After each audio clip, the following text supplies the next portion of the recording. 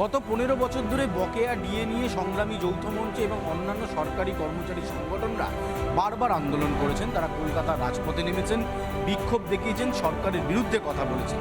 সেই সময় তৎকালীন সরকার তাদের বিরুদ্ধে মামলা করেছে, তাদেরকে মারধর করেছে, লাঠিচার্জ করেছে পুলিশের, এমনকি বিভিন্ন সরকারি কর্মচারীদেরকে বেছে বেছে তাদের পোস্টিং অন্যত্র করে দেওয়া হয়েছে। এই অভিযোগ তারা বারবার করেছেন, কিন্তু সরকার বদলের পর প্রথম বৈঠক অত্যন্ত সদর্থক হয়েছে। বকেয়া ডিএ নিয়ে দীর্ঘক্ষণ আলোচনা হয়েছে, 1 ঘন্টা 45 মিনিটের বৈঠকে। এই বৈঠকে সদর্থক হয়েছে বলে যারা ডিএ মঞ্চের সদস্য এবং অন্যান্য সরকারি কর্মচারী সংগঠন তারা জানাচ্ছেন।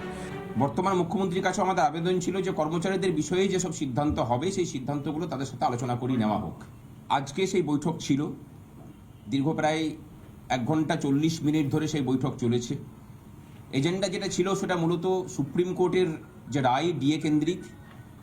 আমরা জানি যে পূর্বের সরকার সেই ডিএ রায় মানার ক্ষেত্রে যেভাবে ছত্রে ছত্রে তাকে অবমাননা করেছে, বর্তমান সরকারের মুখ্যমন্ত্রী তার প্রথম যে স্বাগত ভাষণ আমাদের উদ্দেশ্যে রাখেন সেখানে পরিষ্কার করে দেন যে এই রায় মানার ক্ষেত্রে আমরা কোনো রকম কোনো কনফ্রন্টেশনে যাব না। ফলে সব মিলিয়ে যেটা মনে করা হচ্ছে যে 22 তারিখ যে পূর্ণাঙ্গ বাজেট পেশ করা হবে রাজ্য বিধানসভায়, সেখানেই সরকারি কর্মচারীদের জন্য একটা বড় অংশের ডিএ ঘোষণা করা হতে পারে সরকারের তরফে, এমনটাই কিন্তু তাদেরকে জানানো হয়েছে। পাশাপাশি সরকারের বিভিন্ন শূন্য পদ রয়েছে, সেখানেও প্রায় 50,000 নিয়োগ হবে ডিসেম্বরের মধ্যেই, এবং সেই নিয়োগ প্রক্রিয়া অত্যন্ত স্বচ্ছতার সাথে হবে বলে সরকারি কর্মচারীদের সরকারের তরফে আশ্বস্ত করা হয়েছে। ফলে সব মিলিয়ে যে বৈঠক 1 ঘন্টা 45 মিনিটের হলো, সেখানে রাজ্যের সরকারি কর্মচারীরা খুশি।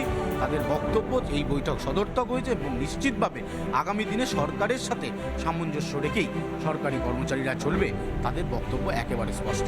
ক্যামেরায় শম্ভুনাথ পালের সাথে অনুপম পাত্র, রিপাবলিক বাংলা, নবান্ন। নানা ধরনের কন্টেন্ট দেখার জন্য লাইক করুন, শেয়ার করুন আমাদের ফেসবুক পেজ, সাবস্ক্রাইব করুন আমাদের ইউটিউব চ্যানেল। পাশাপাশি অন্যান্য ব্রেকিং নিউজের জন্য অবশ্যই চোখ রাখুন রিপাবলিক বাংলায়।